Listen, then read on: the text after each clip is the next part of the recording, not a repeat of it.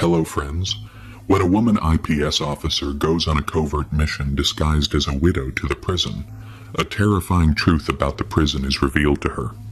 She realizes that the prison is not only a place to punish criminals, but has become a center of organized exploitation.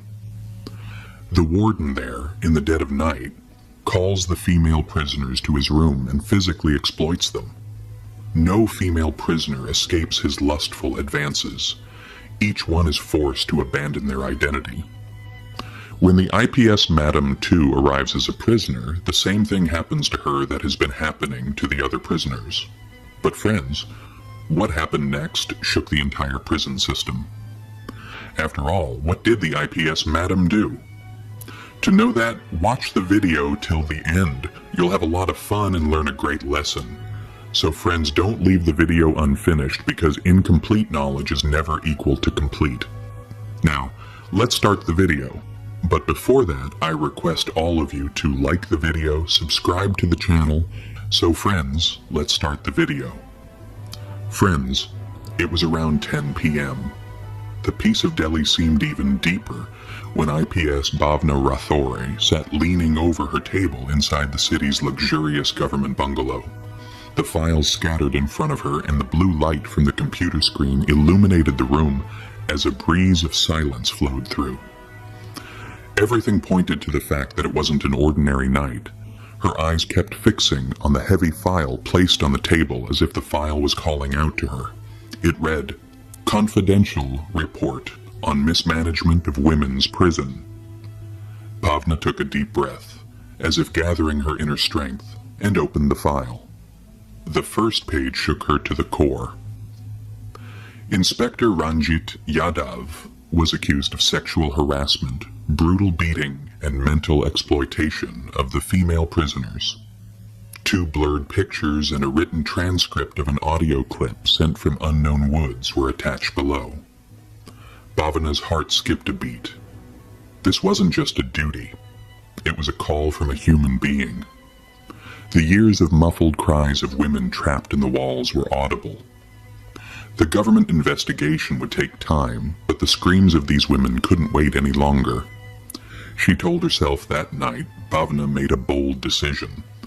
She would go to the prison herself, but not under her real identity. She would become Gauri, a poor 35-year-old widow falsely accused of murdering her middle-aged husband. A fake case, court remand, medical reports. Everything was made to look real. Information about this mission was only shared with 4 officers. 3 days later, a police jeep entered through the heavy gates of a women's prison in Delhi.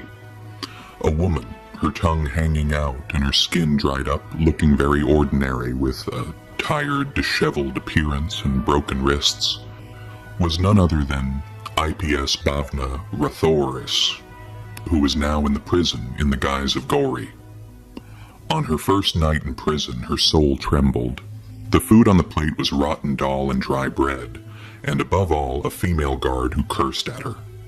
The sound of crying was coming from every direction, as if each room had a sad story to tell. But Bhavana lived every moment. This wasn't a trick, it was a battle. Being a woman and becoming the voice for other women. The next day, a woman slowly came and sat close to her. "Did you just come here, sister? Don't talk too much. If the inspector notices you, your work will be over." She was Rubina, who had been kept in jail for 4 years without any trial. "Why?" Bhavna asked innocently. Rubina's eyes filled with tears. "That night he called me and denied me. He beats and stops me from eating or gives me something mixed," she replied. Bhavna's heart was about to break, but she kept her face calm. She knew that this fight wouldn't be easy, but she wouldn't back down. She had hidden a small camera in the wardrobe, which was recording every movement. Her real uniform and mobile driver, Satish, were outside. On the 3rd night, Inspector Ranjit arrived. A tall, heavy-set man with an intimidating look in his eyes and arrogance on his face. "Are you new?" he asked with a smile. Bhavna lowered her head and said, "Gauri, just that." He held her chin and lifted her face. "Fresh air will come in this prison. This is good." Bhavna's body shuddered, but behind her eyes there was a cold fire burning. She checked the camera recordings. Everything was going smoothly, but she couldn't sleep. The crying from the cells disturbed her soul. She promised herself that no cry would be suppressed now. The end had begun. On the fourth day, 2 guards came in the middle of the night. "Number 114, come out," Sir called. The number 114 meant Gowri. Bhavna's taken to a part of the prison that was called the Plain Barracks, a place where regular prisoners couldn't go. It was Inspector Ranjit's luxurious office. The walls had pictures, bottles of alcohol, and in one corner, an expensive sofa. "Come, new queen," Ranjit sat in his chair and said. "Now your name will be whatever I want." Bhavna's eyes were still calm, but the hidden camera in her scarf was recording everything. When Ranjit tried to pull her palu, Bhavna fearfully stepped back. "Are you scared?" he asked, laughing. "Yes," Bhavna said in a trembling voice. "There is no need to be scared once you get used to it here." Ranjit rang the bell and a female guard came in. "Put her in the barracks." The new room, though a little cleaner, was still under surveillance. At 2 a.m., the door opened again. Rubina silently entered. "Gauri Didi, be careful. He could come at any time. Many women have broken down here." Bhavna's eyes filled with tears, but her voice remained firm. "Now your voice won't just jump out of the wall, Rubina. I promise." The next 2 nights were terrifying. Inspector Ranjit tried everything, from sweet words to threats. Sometimes he sat beside her, tried to hold her hand, or even called her for food with a plate in his hand. But Bhavna played scared each time. She kept recording everything inside. Every tear, every trembling voice became part of her mission. For the past 4 days, a man in lawyer's attire, Satishish, was seen outside the prison every day. His eyes were constantly looking at the prison walls, and the small camera in his hand was recording every activity. He kept the footage safe. He was monitoring the movements of the jail staff and maintaining constant communication with the media and senior officials. Satish's goal was clear: to safely bring Bhavna out and expose the heinous conspiracy that was unfolding within the prison walls. And then came the 4th night, immersed in silence. But like the calm before a storm, that night Inspector Ranjit Yadav had warned Bhavna in clear terms. "Tonight, your final test will be, you will bow down, or I will erase your existence." Bhavna's door opened, but this time she was not weak. She had a high-tech device hidden and strapped to her back. This device could send a signal to Satish outside the prison with the push of a button. As the inspector entered the room and his drunken eyes began to reveal his lust, Bhavna pressed the button on the device. Satish, sitting in the car outside the prison, received the signal. He immediately sprang into action. With him were the ready commissioner, female commission officers, and 2 journalists, and they quickly headed towards the prison. Now, a new breeze began to flow in the suffocating nights of the prison. Inside, Bhavna was still standing as Gauri, but her eyes no longer showed only fear. There was a fire burning in them. No one could hear the cries of the prison walls anymore. She had feared a great storm. Bhavna's mission had now reached a point where returning was impossible. It was 11 p.m. Inspector Ranjit came out of his room swaying with a bottle of alcohol in his hand. In his pocket was the VIP locker key. This was where Gauri, i.e. Bhavna, was locked. The 2 guards posted at the gate moved across the path as though it was a daily matter, following his signal. As the door opened, Ranjit said, "No excuses will be accepted today. Gauri, from now on, you will be mine." Bhavna took 2 steps back and in a low voice said, "I am ready to serve you, sir. Just have some mercy." Ranjit closed the door. Now there were only 2 people inside. one prey and one hunter. But in reality, the prey had not yet been caught. Bhavna slowly pressed the button on her waist and the live feed began. Satish immediately started streaming the video live online. As Ranjit moved towards Bhavna, she stopped and said, "Before you come closer, know one thing. Should I serve you first, or should I expose the secret I know?" Ranjit stopped. "What are you trying to say?" Bhavana's eyes now showed no fear or hesitation, only a flame of fire. In this prison, you don't just wear a uniform. You run a racket. Rubina, Shabnam, and many other women have fallen prey to your lust and greed. Bringing drugs into the jail, selling women and throwing the bodies of anyone who speaks into a well. This is your truth, isn't it? Ranjit tried to laugh. "What will you do, old woman, who will listen to you?" Bhavna said in a cold voice, "The ones who wanted to hear are hearing. You live now.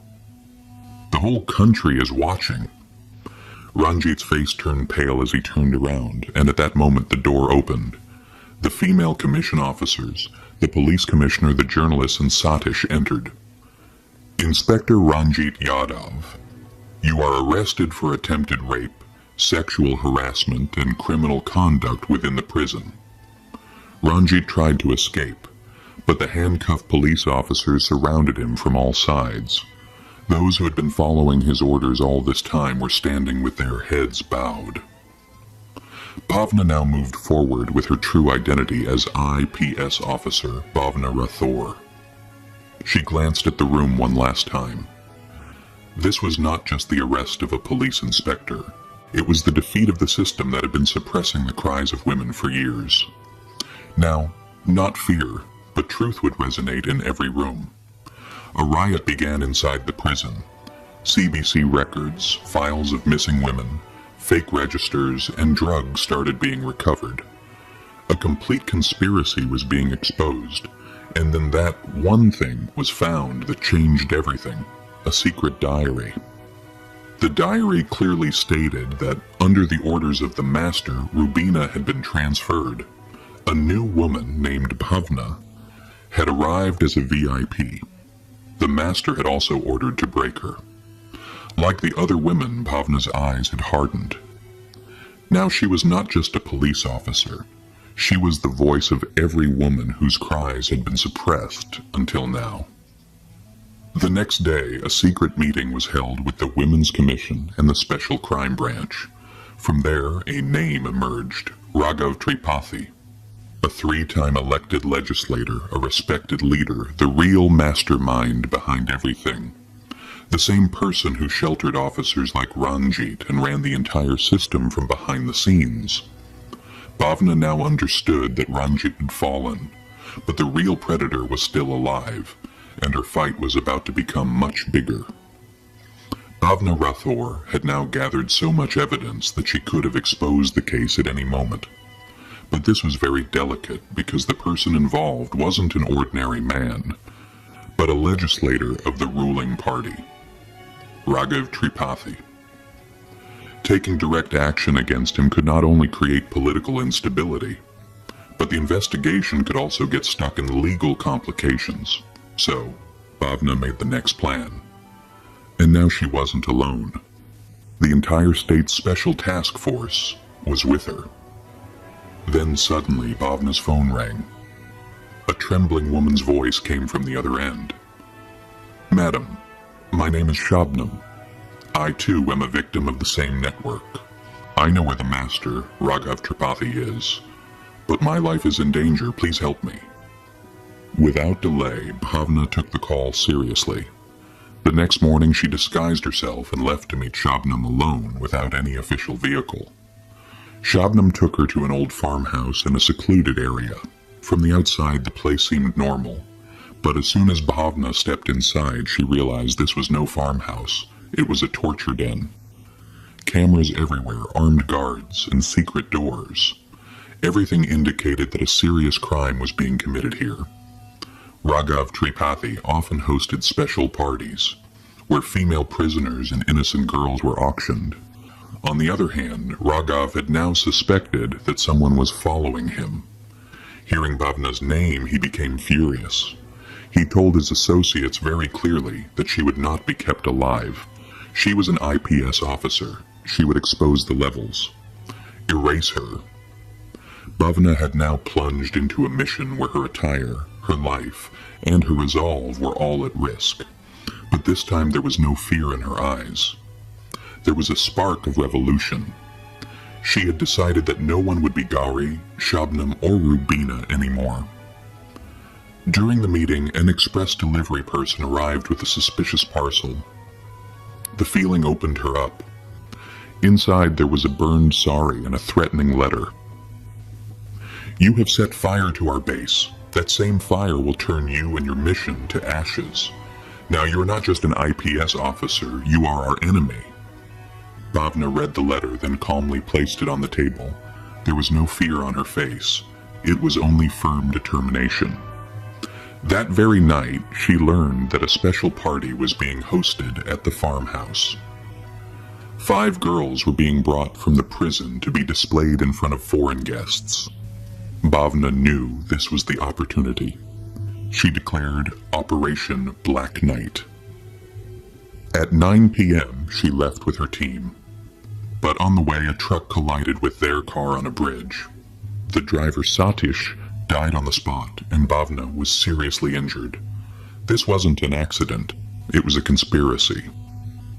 During the interrogation, the truck driver said that he had been instructed to stop the IPS madam at any cost.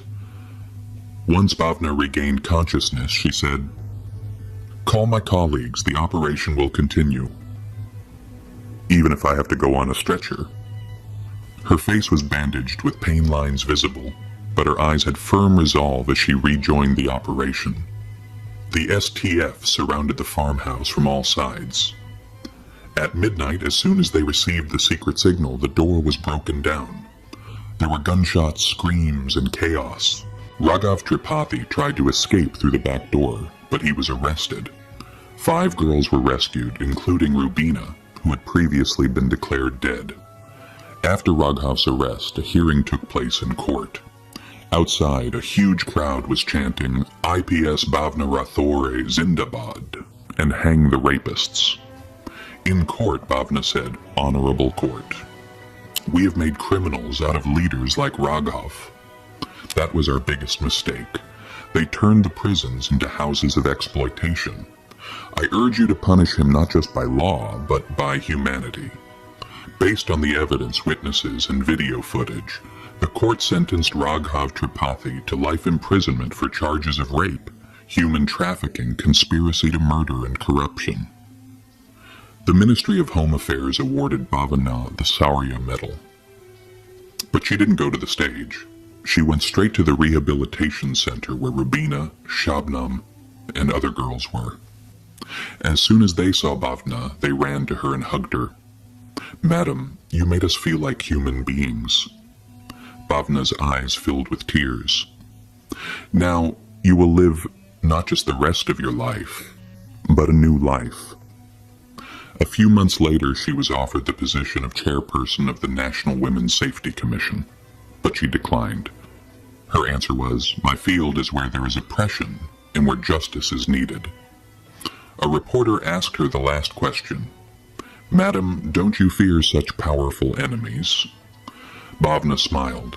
"When a woman, a widow, can go to jail, any woman can change the system."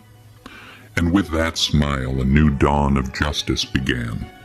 Friends, if you liked today's story, please like the video, subscribe to the channel, and share your thoughts in the comment box.